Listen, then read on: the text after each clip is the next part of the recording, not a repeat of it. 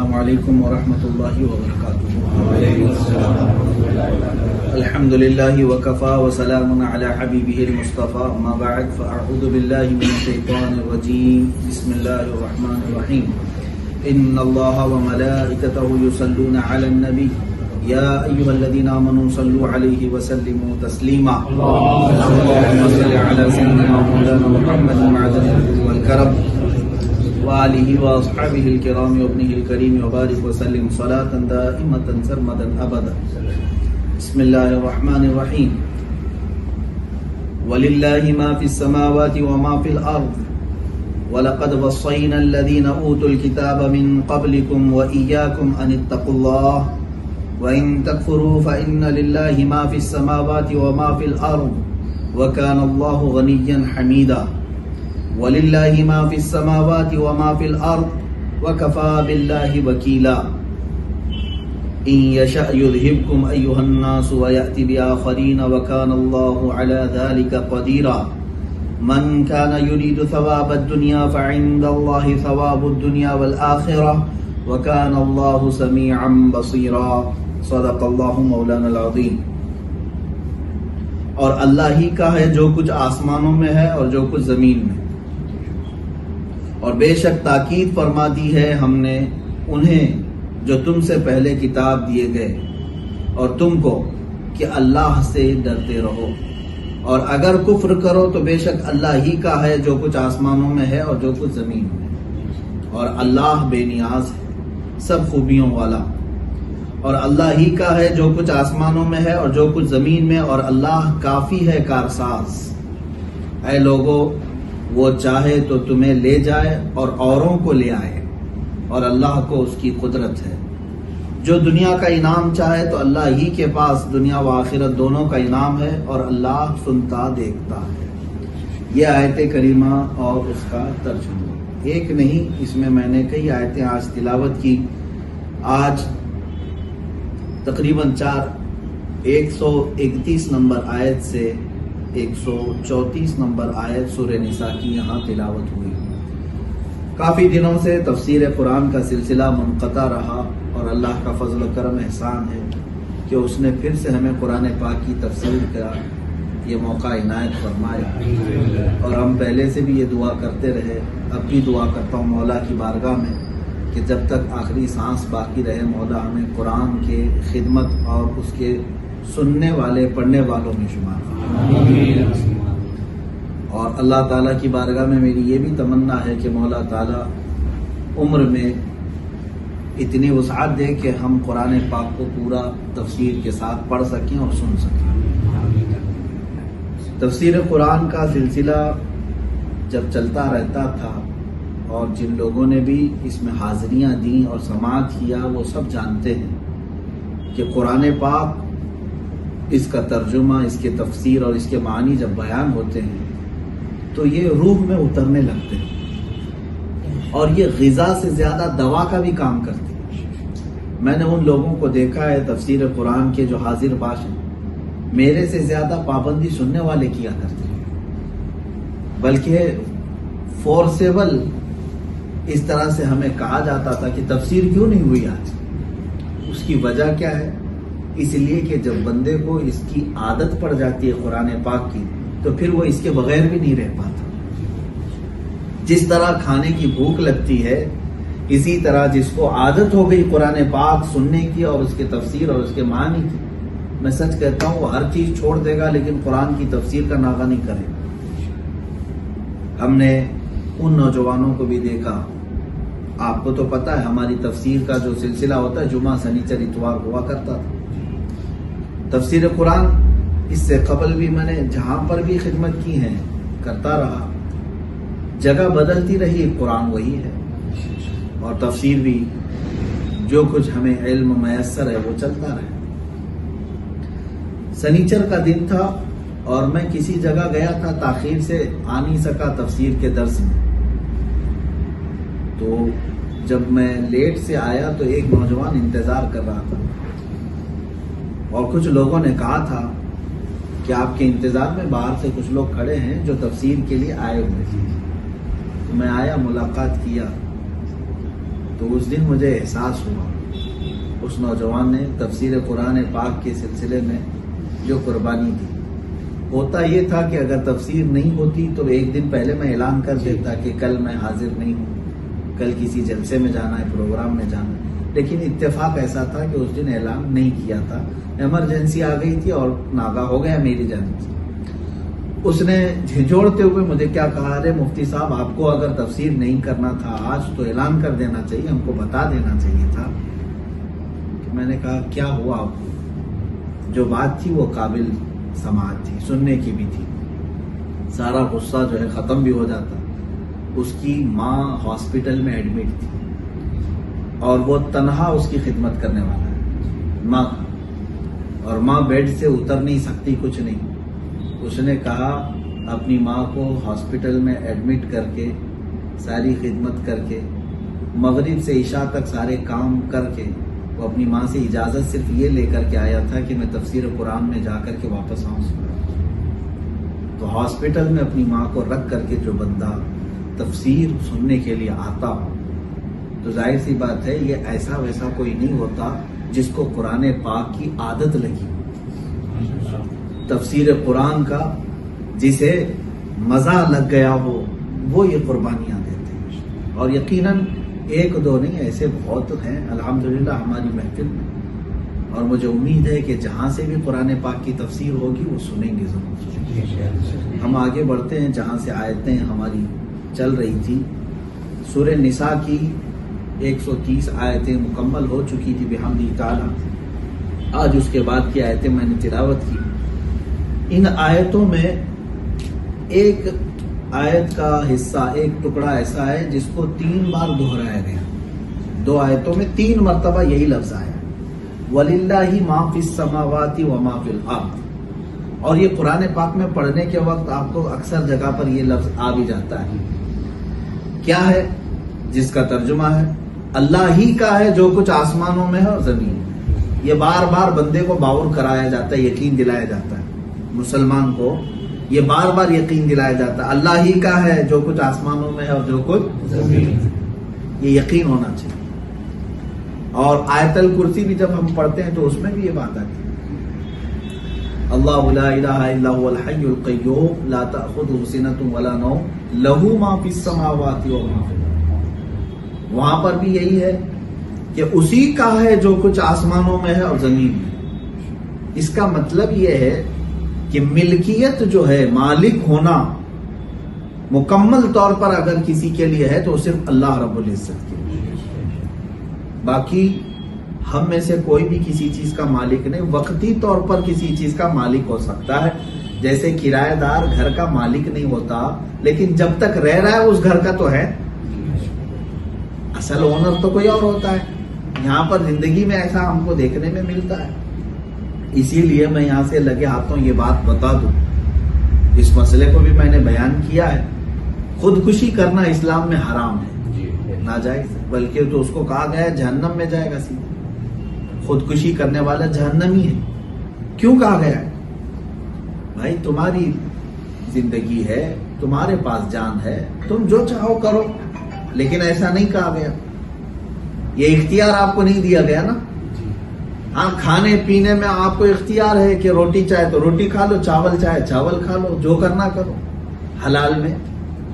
لیکن اپنے ہاتھوں اپنی جان کو مارنا یہ اسلام نے اجازت نہیں.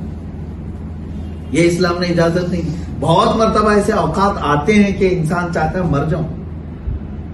میاں ہمارا اور آپ کا کیا، سرکار مفتی اعظم ہند رضی اللہ تعالیٰ عنہ نے اپنے کلام میں بھی لکھا ہے، میرے اعمال سیاہ نے کیا جینا دو بھر، زہر کھاتا تیرے ارشاد نے کھانے نہ دی.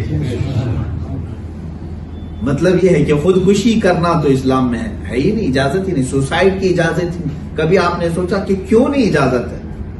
کیوں نہیں اجازت ہے؟ اس کی سیدھی سی بات یہی ہے کہ میری کوئی چیز آپ لے کر کے کیا اس کا استعمال جیسا چاہے کر سکے.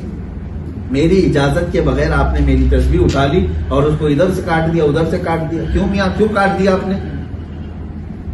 نہیں کر سکتے. میری اجازت لینی ہوگی کہ میرا ہی ہے. اسی طرح جب ایک دوسرے کے مال پر آپ تصرف نہیں کر سکتے تو یہاں سے پتہ یہ چلا کہ ہماری جانوں کا مالک صرف اللہ ہے، ہماری جانوں کا مالک صرف اللہ ہے.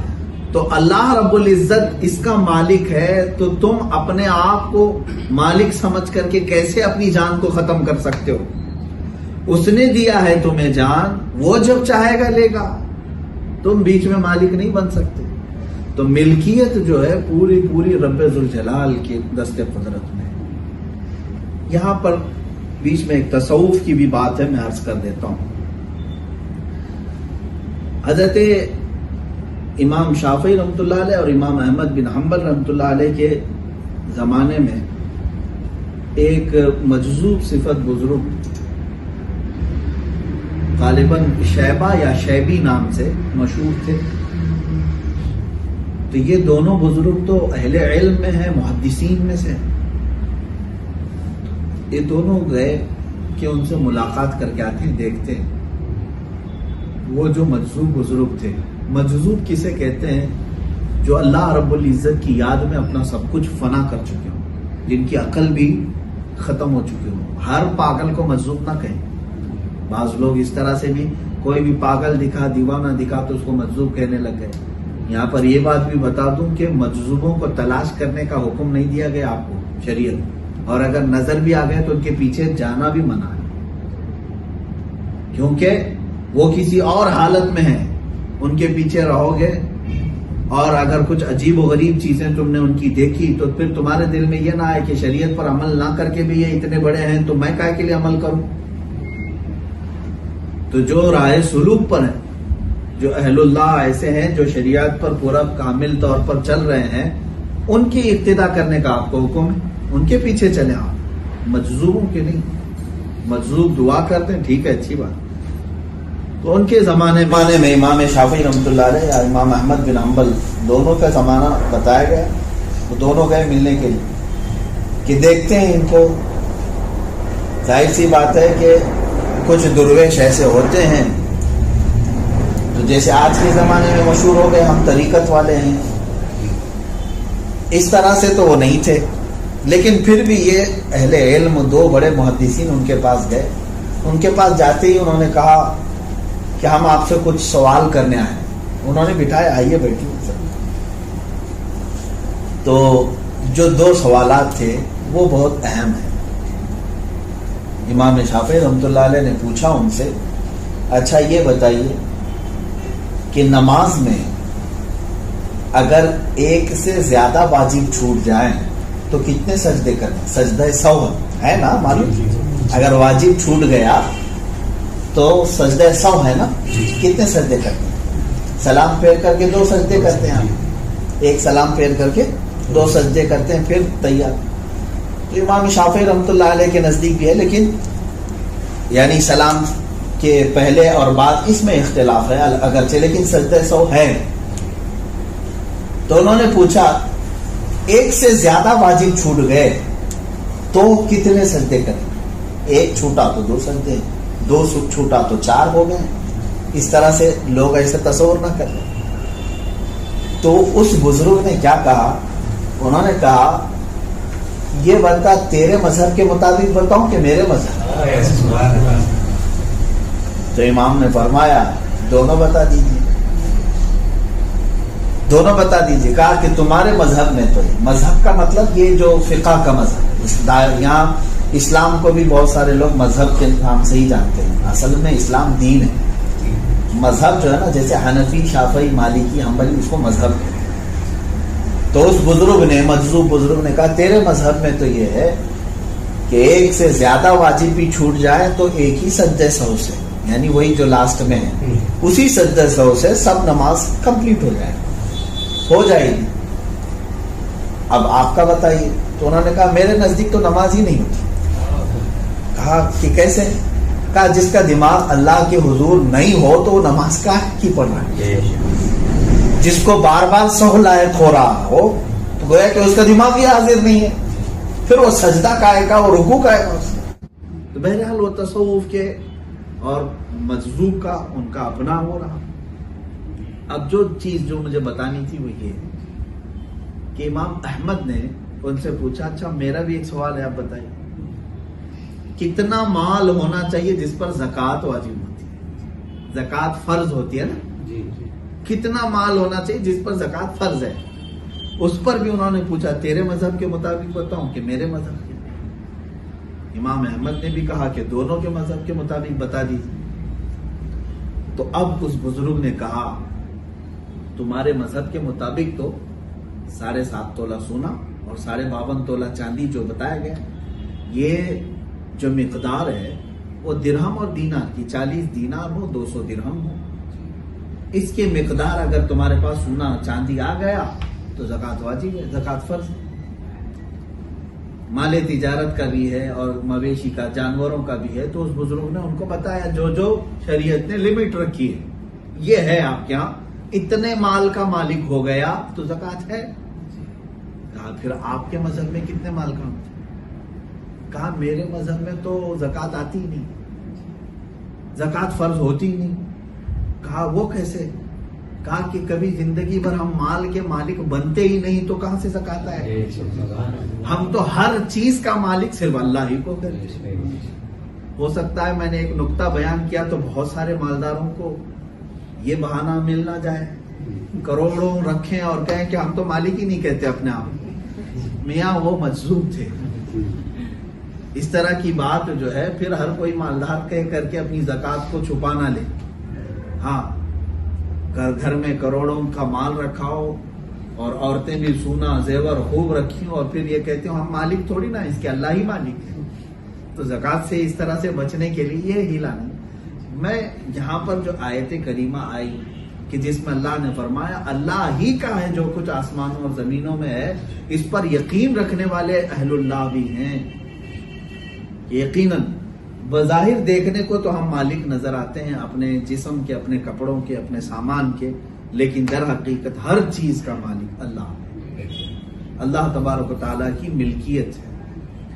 اب یہاں سے فلسفے کے اعتبار سے بھی کئی چیزیں ثابت بھی کی گئی کہ اللہ تبارک و تعالیٰ کا کوئی بیٹا نہیں ہو سکتا، کوئی بھی بیٹا یا کوئی رشتہ دار نہیں ہو سکتا، کیونکہ ملکیت جو ہوتی ہے نا، جیسے مثال کے طور پر غلامی کا بھی جو زمانہ تھا، اس زمانے میں بھی یہ قانون تھا کہ باپ جو ہے نا بیٹے کا مالک نہیں بن سکتا، یعنی بیٹے کو غلام نہیں بنا سکتا، ملکیت نہیں آ سکتی۔ تو اس اعتبار سے بعض مفسرین نے اس میں وہ بھی نفی کی جو عیسائی عقیدہ رکھتے ہیں کہ عیسیٰ علیہ السلام اللہ کے بیٹے ہیں۔ تو جب یہاں اللہ تعالیٰ فرما رہا ہے جو کچھ زمینوں اور آسمانوں میں ہے اسی کی ملک میں، تو جو ملک ہوتی ہے، ملکیت ہوتی ہے، وہ بیٹا آ ہی نہیں سکتا اس کے اندر۔ بیٹا ہوا تو دوسرا مالک کے برابر ہو گیا، اگر بیٹا ہوا تو دوسرے مالک کے برابر ہو گیا نا۔ باپ جن چیزوں کا مالک ہے، باپ کے بعد کون مالک ہوگا؟ بیٹا مالک ہوگا۔ تو ملکیت میں برابر کا حصہ آ جائے گا اس کو، بیٹے کو۔ اور ہم کیسے مان سکیں گے کہ اللہ تبارک و تعالیٰ کا جو کچھ بھی ہے ملکیت ہے، اور ان کے اعتبار سے اگر عیسیٰ علیہ السلام بیٹے ہیں تو پھر زمینوں آسمانوں میں جو کچھ ہے اس کے مالک عیسیٰ علیہ السلام بھی مانتے۔ تو یہاں اس عقیدے کی بھی نفی ہوتی ہے، جو یہ شرک کا عقیدہ رکھتے ہیں اس کی نفی بھی آیت کریمہ سے، یہ جہاں جہاں آیت آئی ہے وہاں سب اس چیز کی نفی ہوتی ہے۔ آگے میں یہ کہتا ہوں، عرض کرتا ہوں کہ اللہ تعالیٰ ارشاد فرماتا ہے کہ ہم نے تم سے پہلے والوں کو بھی کہا، وصیت کا لفظ ہے وَلَقَدْ وَصَّيْنَا الَّذِينَ، وصینا کا ترجمہ اعلیٰ حضرت رضی اللہ تعالیٰ عنہ نے یہاں فرمایا تاکید سے ہم نے کہا، تاکید فرمائی، بے شک ہم نے تاکید فرمائی، کس کو؟ تم سے پہلے والے جن کو کتابیں دی گئی، یعنی اہل کتاب میں کون ہے؟ عیسائی ہیں، یہودی ہیں، یہ بھی اہل کتاب میں ہیں، تورات، انجیل، زبور جن پر اتری نا ان کو کیا کہتے ہیں؟ اہل کتاب۔ تفسیر سننے والوں کو یہ باتیں معلوم ہونی چاہیے۔ تم سے پہلے والے جو اہل کتاب تھے، اللہ فرما رہے ہم نے ان کو بھی تاکید فرمائی، وَإِيَّاكُمْ، اور تم کو بھی تاکید کرتے ہیں، کس بات کی؟ أَنِ اتَّقُوا اللَّهَ، کہ صرف اللہ سے ڈرو۔ یہی جملہ ہے، کس سے ڈرو؟ اللہ سے۔ أَنِ اتَّقُوا اللَّهَ، پہلے والوں کو بھی کہا گیا تھا اور تم کو بھی کہا جا رہا ہے امت محمدیہ کہ اللہ ہی سے ڈرو، اللہ سے ڈرو۔ اس کے علاوہ کسی سے خوف کرنے کی ضرورت نہیں. اور دوسری جگہوں پر بھی آیتوں میں آیا ہے، اللہ تبارک و تعالیٰ نے فرمایا فَلَا تَخَافُوهُمْ وَخَافُونِ، لوگوں سے مت ڈرو، مجھ سے ڈرو، اللہ سے ڈرو. اور کئی جگہوں پر یہ آیت کریمہ کا مفہوم ملتا ہے، لیکن حال یہ ہو گیا کہ دنیا بھر کے ڈر ہم سینوں میں جمع کرتے چلے آئے، اس کا ڈر، اس کا ڈر، اس کا خوف، اس کا خوف. دیکھیں ایک بات میں بتاؤں، انسان کا وقتی طور پر ڈر تو ہوتا ہے، جیسے یعنی جھجک جانا، اس کو ڈر نہیں کہتے، یہ فطرت ہے انسان کی. مثال کے طور پر کتا اگر قریب میں آ گیا تو آپ اچھل جاتے ہیں، تو اس کا مطلب یہ نہیں ہے کہ آپ دل سے ڈر رہے ہیں، نہیں ہے کہ اپنے آپ کو بچا رہے ہیں اس سے. یہ ڈر الگ چیز ہے، اس کو ڈر نہیں کہتے. جس ڈر کی بات یہاں کی جا رہی ہے وہ تعظیم والا خوف ہے، تعظیم والا ڈر ہے، کہ یعنی اگر میں اس کی اطاعت اور فرما برداری چھوڑوں گا اللہ کی تو میرے اوپر بڑا عذاب آ سکتا ہے، یا میں ہلاک و برباد ہو سکتا ہوں. اس طرح کا جو ڈر ہے وہ صرف اللہ ہی کے ساتھ رہے، باقی کسی کے ساتھ. ہاں کبھی پولیس سے بھی آپ ڈرتے ہیں لیکن اپنے آپ کو بچانے کے لیے، لیکن ویسا ڈر مت رہو. بادشاہوں سے بھی ڈر رکھا جاتا ہے، حاکموں سے بھی لوگ ڈرتے ہیں، لیکن ویسا ڈر مت رہو کہ اگر میں اس کے زمرے سے نکل گیا تو میرا کھانا پانی بند ہو جائے گا، روزی ختم ہو جائے گی، یا مجھے ہلاک و برباد کر دے گا، یا پھر میری جنت خراب ہو جائے گی، میری حشر اور دوزخ یہ قبر خراب ہو جائے گی. یہ ڈر نہیں، یہ خوف کسی کے ساتھ نہیں، یہ صرف اللہ رب العزت کے ساتھ. یا اللہ تبارک و تعالیٰ سے اس طرح کا خوف رکھنا، یہی ایمان کا حصہ ہے آپ کی. اسی کو تقویٰ کہا گیا ہے. تقویٰ کسے کہتے ہیں؟ یہی خوف کو. یہ دیکھو ان اتقوا اللہ، تقویٰ بھی جو لفظ ہے نا وہ خوف سے ہی بنا ہے. عام طور پر لوگ زبان میں بول جاتے ہیں کہ یہ تقویٰ والا ہے، پرہیزگار ہے. بعض لوگ کیا سمجھتے ہیں تقویٰ والا کا مطلب کیا ہے؟ سفید کپڑے پہنتا ہے اس کے لیے تقویٰ والا ہے، نمازیں پڑھتا ہے تقویٰ والا ہے. تقویٰ جو ہوتا ہے وہ دل میں ہے، اور وہ خوف الہی کا نام ہے. اللہ کا خوف جس کے سینے میں ہے وہی تقویٰ ہے. اور یہ تقویٰ پر اگر میں گفتگو کروں تو بات لمبی چلی جائے گی، لیکن اللہ تعالیٰ نے فرمایا تاکید کی ہے ہم نے تم سے پہلے والوں کو بھی اور تم کو بھی کہ ڈرو تو صرف اللہ سے. میرے عزیزو، آج کے دور میں بار بار میں یہی چیخ چیخ کر کے کہتا بھی کہ اپنے دلوں سے خوف نکالو، ڈر نکالو. فاضل بریلوی رحمۃ اللہ تعالی علیہ نے کیسے اچھے انداز میں فرمایا، خوف نہ رکھ رضا ذرا، تو ہے عبد مصطفیٰ، تیرے لیے امان ہے، تیرے لیے امان. یہ کون سے خوف نہ رکھنے کی بات کر رہے ہیں اعلیٰ حضرت یہاں پر؟ کون سا ڈر نہیں رکھو؟ یہ دنیا والوں، دنیا والوں کا خوف نہ رکھو، دلوں میں بساؤ گے تو تمہارے اندر بزدلی آتی جائے گی، تم عبادتوں سے دور ہو جاؤ گے. رحمان کی بارگاہ میں، رب ذوالجلال کی بارگاہ میں تمہیں کھڑے ہونے کا موقع نہیں مل پائے گا. تم ہمیشہ دنیا والوں کی چاپلوسی میں رہ جاؤ، اس کو راضی کیا، اس کو راضی کیا، کبھی اس کے خوف سے یہ بدل دیا، کبھی اس کے خوف سے وہ بدل دیا. دیکھ رہے ہیں آج ہم، یہ ڈر ہی ہے جو تمہاری آئیڈینٹی تک چھین لیا، تم سے ختم کر دیا. لوگوں کے چہرے سلامت نہیں، آج لوگوں کے لباس سلامت نہیں. اسلام ہماری گھروں میں اجنبی نظر آنے لگ گیا. ہم مسلمان ہیں، ہماری گھر میں اسلام کو ڈھونڈو. لیکن یہ سب کیوں بدلا ہے؟ ان مسلمانوں نے صرف اور صرف یہی ڈر سے.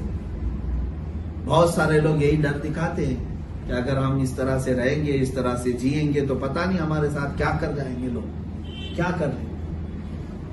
اس خوف سے تم اگر جیتے رہے تو خوف خدا تمہارے سینے میں نہیں آیا، اللہ کا خوف نہیں ہے. اللہ کا خوف جس کے سینے میں آتا ہے وہ وقت کا امیر المومنین ہو کر کے بھی پیپل کے درخت کے نیچے ننگی پیٹھ سو رہا ہوتا. سیدنا عمر ابن خطاب رضی اللہ تعالیٰ عنہ کو دیکھیں، جن سے قیصر و کسریٰ کانپتے تھے. ایران سپر پاور اس زمانے کا، اور روم سپر پاور تھا. وہاں کے تخت پر بیٹھنے والے بادشاہ عمر ابن خطاب رضی اللہ تعالیٰ عنہ سے ڈرتے تھے، ہمیشہ ڈر رکھتے تھے. اور لوگ دیکھنے کے لیے آئے کہ اتنا ڈرتے ہیں ہمارے بادشاہ، ان سے یہ کہاں رہتا، کتنی سیکورٹی. آ کر کے دیکھے تو مدینے کے ایک درخت کے نیچے وہ سو رہے. نہ محل ہے نہ کوئی تام جھام، کچھ نہیں. جس کے سینے میں خوف خدا، اللہ رب العزت کا خوف، تو پھر وہ دنیا کے خوف سے آزاد ہوتا ہے. دنیا کے خوف سے آزاد، جو ہونا ہے وہ ہو کر رہے. اللہ نے جو ہمارے مقدر میں لکھا ہے وہ ہوگا. تو بہرحال تقوی یہی ہے کہ اللہ کا خوف اپنے سینے میں رکھیں، اللہ کا خوف. اب یہاں پر خوف کے متعلق کب خوف کرو گے؟ کب خوف کرو گے؟ ایسے ہی کہ بجلی آئی تو اللہ سے ڈرتے رہے، بہت بارش آ گئی، طوفان آئے تو اللہ سے ڈرتے رہے.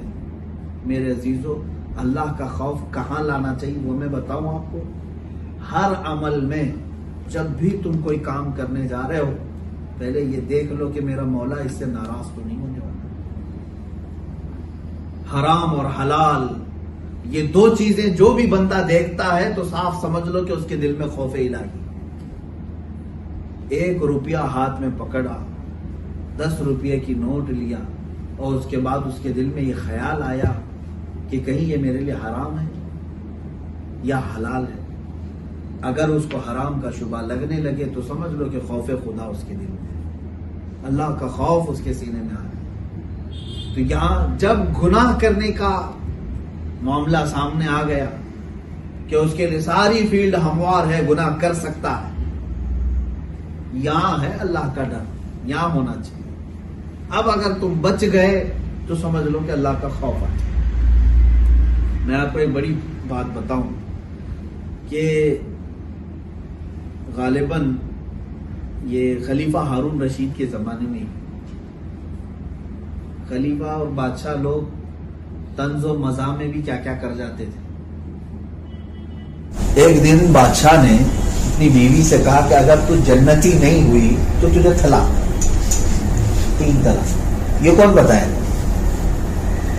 اگر تو جنتی عورت نہیں ہے تو 3 طلاق. بولنے کے بعد پھر پچھتا ہے، جیسے آج بھی بہت سارے لوگ ہیں 3 گولیاں مار کر کے پھر فتویٰ لینے آتے کہ حضرت کوئی راستہ نکلے گا اس میں.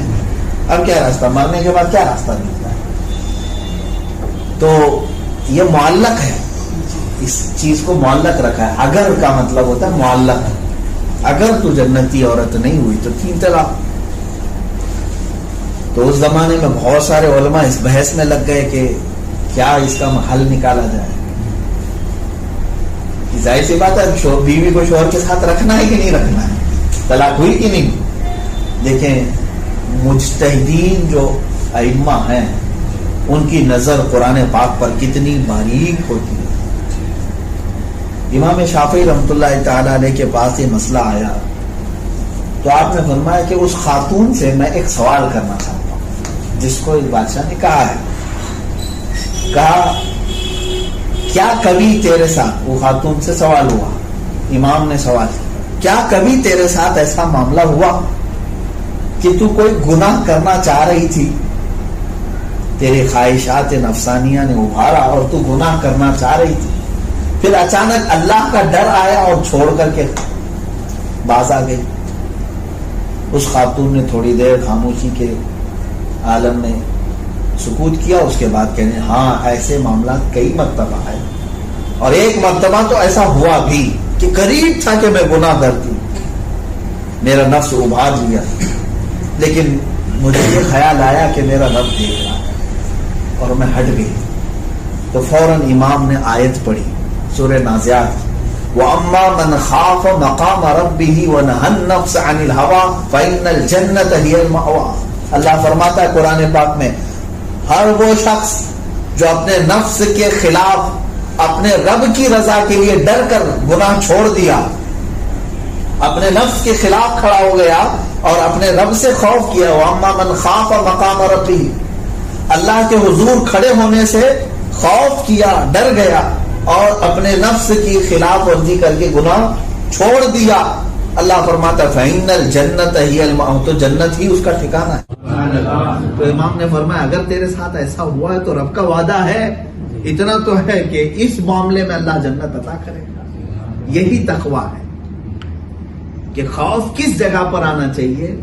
جب گناہ کی خواہش ہوئی اور چھوڑ کر کے ہٹ گئے، یہ خوف الہی ہے، یہی تقویٰ ہے. ہاں بہت سارے لوگ ہزاروں گناہ کرنے کے بعد سجدے میں رو رو کر کے دعا کرتے ہیں، اس کے بعد پھر یہ سمجھتے ہیں کہ نہیں میں اللہ کو منا لیا اور تقویٰ آ گیا مجھے. وہ تقویٰ نہیں، وہ توبہ ہے. وہ تقویٰ نہیں، وہ توبہ ہے. آپ سے ہو چکے تھے اور آپ توبہ کر رہے ہیں، لیکن گناہ سے پہلے اگر اللہ رب العزت کا ڈر آیا، خوف آیا اور آپ بچ گئے، یہ تقویٰ، یہی تقویٰ. اور اس کا حکم اللہ تعالیٰ نے کئی آیتوں میں فرمایا، ایک نہیں 100 سے زیادہ آیتیں آئی ہیں جس میں تقوی کا ذکر آیا ہے. اللہ تعالیٰ نے فرمایا تقویٰ یعنی اللہ سے ڈرو، اللہ سے ڈرو. یا ایھا الذین آمنوا اتقوا اللہ وکونوا مع الصادقین، اے ایمان والو اللہ سے ڈرو اور سچوں کے ساتھ ڈرو. یا ایھا الذین آمنوا اتقوا اللہ حق تقاتہ، اے ایمان والو اللہ سے ڈرو جیسا کہ اس سے ڈرنے کا حق ہے. بہت آیتیں ہیں یہ تقوی کے متعلق کہ اللہ سے ڈرو، اللہ کا خوف ہو. میرے عزیزوں یہ عام بات نہیں. مجھے بات یاد آتی ہے کہ میرے اپنے خاندان کے بزرگوں میں سے ایک بزرگ ہیں،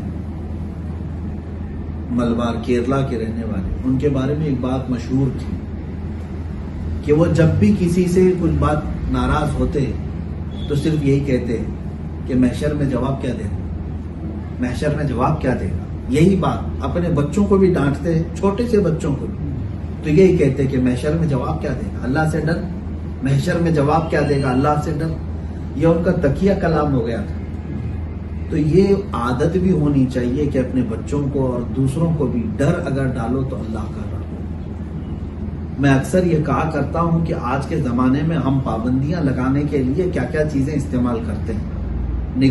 نگرانی کے لیے کسی کو رکھ دیا، اور جگہ جگہ ہم CCTV لگا دیے بچوں کے نگرانی کے لیے. اسکول میں ہے، مدرسوں میں ہے، جہاں ان کی تعلیم گاہ ہے وہاں پر ہم دیکھ رہے ہیں کہ کوئی بچہ بگڑ نہ پائے. اور کچھ بچے یہ CCTV ہے، ان کو پتا ہے یہ CCTV کو ہی دیکھ رہے ہیں، اور جب یہ کیمرے سے تھوڑا سا الگ ہو جائیں تو پھر وہاں اودھم مچائیں. جتنا حصہ اس میں نہیں آتا اتنے حصے میں تو اودھم مچائیں. چلو ٹھیک ہے، پورا ایریا کور کر لیا آپ نے. اس کے بعد جس دن ان کی چھٹی ہوگی باہر نکلیں گے وہاں پھر کھلیں گے. یہ پورا شعلہ باہر آئے گا جتنے دن یہاں بند تھا. یہ ہم نے دیکھا، اس لیے کہ دنیاوی اعتبار سے ان کو جتنی پابندیاں لگاؤ یہ اسی وقت تک رہیں گی پابندیاں. ان کے لیے سب سے بہترین نگرانی کا جو عمل ہے وہ ان کے دلوں میں اللہ کا خوف ڈالے. پھر ان کو چھوڑ دیں، یہ جنگل میں جائیں، سمندر میں جائیں، آسمانوں میں اڑیں، کہیں پر بھی جائیں، پھر کوئی CCTV لگانے کی بھی ضرورت نہیں. وہ خود سمجھ جائے گا کہ میں کہیں پہ بھی کچھ کروں میرا اللہ مجھے دیکھ رہا ہے، رب تعالیٰ مجھے دیکھ رہا ہے. تو یہی خوف خدا ہے. میں نے اس سے قبل بھی شاید یہ عرض کیا ہوں آپ کے سامنے کہ محبوب الہی نظام الدین اولیاء رحمۃ اللہ علیہ کی بارگاہ میں ان کا ایک مرید آیا اور کہا کہ حضور مجھے جو ہے کچھ گناہ کرنے کی اجازت دے دی جائے. کبھی کبھار خواہش بہت ہوتی ہے تو کچھ گناہ کرنے کی اجازت دی جائے. تو محبوب الہی نے فرمایا ہاں بالکل آپ کو دی جائے گی، اور خوش ہو گئے. پیر صاحب اگر اجازت دے رہے ہیں تو اور کیا ہے. لیکن آپ نے فرمایا 2 شرطیں ہیں میری، یہ 2 شرطیں کمپلیٹ کر لے، تجھے جو من میں آئے وہ گناہ کر لینا، جو گناہ کرنا ہو وہ کر لینا، میری 2 شرطیں رہے گی. وہ خوشی سے اچھل کر کے بولا جی بالکل بتائیں، جو 2 شرطیں ہیں میں اس کو کرنے کی کوشش کروں گا. تو محبوب الہی نے فرمایا جب بھی تیرا نفس ابھارے، گناہ کرنے کی خواہش ہو، میری طرف سے اجازت رہے گی، یہ 2 چیزیں دیکھ لیں. کہا پہلی چیز کیا ہے؟ کہا کہ جب بھی گناہ کرنا تو ایسی جگہ جا کر کے کرنا جو اللہ کی سلطنت سے خارج ہو، رب تبارک و تعالیٰ کی سلطنت سے، اس کی ملکیت سے خارج ہو، اس جگہ جا کے کرنا. کہا یہ کام ممکن ہے؟ کوئی ہے ذرہ اس طرح سے؟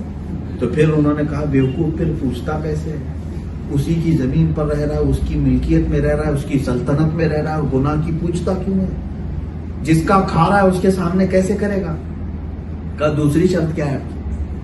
کہا دوسری یہ ہے کہ اس وقت کرنا جب تیرا مولا سو رہا ہو، جب تیرا رب اور تیرا خالق سو رہا ہو. اس نے کہا لا تأخذہ سنۃ ولا نوم، اس کو نہ اونگ آتی ہے نہ نیند آتی ہے. وہ غافل نہیں کسی لمحے. تو محبوب الہی نے پھر جو نصیحت فرمائی وہ یہ ہے کہ نادان جب تو اس کی زمین پر رہتا ہے، اس کی ملکیت میں رہتا ہے اور اس کے نگاہ اور اس کی عنایت میں رہتا ہے، اس کی نظروں میں ہے، تو پھر کیسے سوچ سکتا ہے کہ مجھے گناہ کی خواہش پوری کرنے کا موقع ملا جائے؟ ایسا کیسے ہو سکتا ہے؟ تم اپنے باپ کے سامنے ننگے نہیں ہوتے، تم اپنی ماں کے سامنے گناہ نہیں کرتے، تو وہ ارحم الراحمین جس نے تجھے پیدا کیا، جو تجھے سزا اور جزا دینے والا وہی ہے، اس کے سامنے تو کیسے گناہ کرے؟ تو میرے عزیزو، تقویٰ جو ہے دراصل وہ خوف الہی کا نام. کس جگہ خوف کریں؟ جب خواہشات ابھارے اس جگہ خوف کریں، یہی ہے. اور میں ان 4 آیتوں کو کمپلیٹ نہیں کر سکوں گا آج، بحث طویل ہو گئی. اللہ تعالیٰ ساتھ میں یہ بھی ارشاد فرما وَإِن تَكْفُرُوا، یہ دیکھیے یہی حصہ ایک آیت میں 2 بار آیا ہے.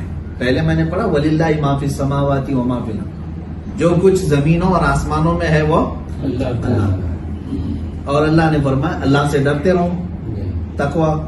اب آگے رب تعالیٰ فرما رہا ہے وَإِن تَكْفُرُوا، اور اگر تم اس کی نافرمانی کر گئے، اگر تم اس کفر کیے اور اس کو نہیں مانے، تو پھر مولا فرماتا فَإِنَّ لِلَّهِ مَا فِي السَّمَاوَاتِ وَمَا فِي الْأَرْضِ، تو بھی سن لو جو کچھ زمینوں میں اور آسمانوں میں اللہ ہی کا ہے. مطلب کیا ہے؟ تم نہیں بھی مانو گے تو بھی اللہ ہی کا ہے سب کچھ. ایسا نہیں کہ تم مسلمان ہے تو تم کو ماننا پڑے گا.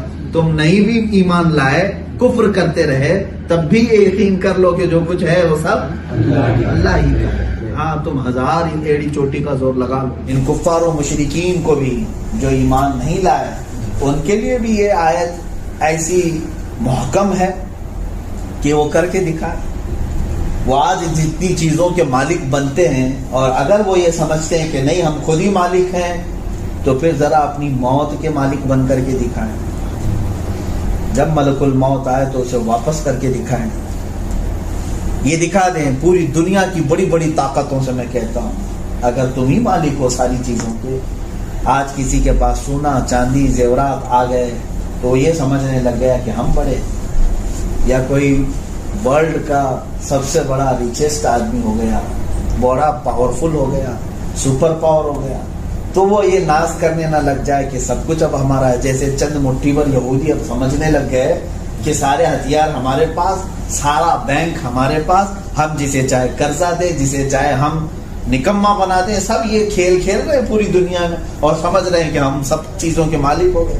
اگر تم اپنے آپ کو مالک سمجھتے ہو تو پھر ایک ہی چیز میں پوچھ رہا ہوں، تم اپنے موت کے مالک بن کے دکھا دو. جب موت آنے لگ جائے تو اس کو ٹال کر کے دکھا دو. میاں مہینے 2 مہینے کی بات نہیں، 1 منٹ ٹال کر کے دکھا دو. نہیں کر سکتے اور ہرگز نہیں کر سکو، ہرگز نہیں کر سکو، تو پھر سمجھ جاؤ کہ جس کا اپنی ہی جان پر کنٹرول نہیں ہے وہ پوری کائنات کا کنٹرول کیا سنبھال سکتے ہیں. پوری کائنات کی ملکیت صرف اللہ رب العزت کے دستے قدرت چل رہا ہے. اگر ایسا لگتا ہے تو چلے میں دوسری چیزوں کے بارے میں پوچھتا ہوں. اگر تم جب دنیا بہت قبضہ کر چکے ہو، ورلڈ بینک ان کے پاس، پوری دنیا میں کب بیماری پھیلانا ان کے پاس، ساری چیزیں شڑینتر رچنا ان کے پاس، سب کچھ ہے. پھر اگر یہ سمجھتے ہیں کہ نہیں ہم سب چیزوں کے مالک ہیں، تو پھر میں سوال کرتا ہوں ذرا سورج کو جو ہے دوسری کسی سمت سے نکال کر کے دکھا دو. یہ روزانہ ایسٹ ویسٹ کیوں کرتا ہے سورج؟ پورب سے نکلا پچھم میں ڈوبا. کبھی تم ساؤتھ نارتھ بھی تو کر دو، اس کو کبھی کر دو. یا اگر یہ نہیں کر سکتے تو پھر ذرا چاند کو دن میں لا کر کے دکھا دو، اس کو دوپہر میں طلوع کروا دو تاکہ سورج اور چاند دونوں ایک ساتھ آ جائے. نہیں کر سکو گے، تمہاری کسی کی طاقت نہیں ہے. پوری دنیا مل کر کے اپنی مشینری کا استعمال کر لے، ہائی پاور کی ٹیکنالوجی استعمال کر لے.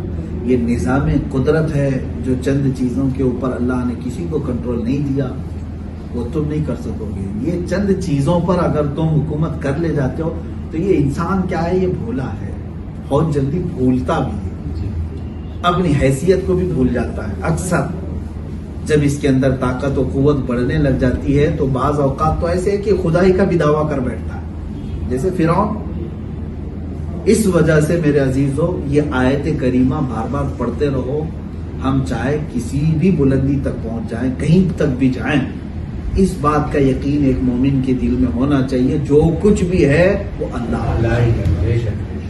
زمینوں میں اور آسمانوں میں دو چیزوں کا ذکر آیا ہے، جو کچھ زمینوں میں ہے اور جو کچھ آسمان میں۔ تو زمین ایک تو یہ ہے جو آپ کو نظر آ رہی ہے اوپر، اور باقی جو زمینوں کا کہا گیا ہے اور بھی جگہ پر، وہ کتنی زمینیں ہیں اندر اور اس کی تہ کہاں تک ہے وہ تو ہم کو معلوم نہیں، اور اس کے اندر کیا کیا ہے وہ بھی ہمیں معلوم نہیں ہے۔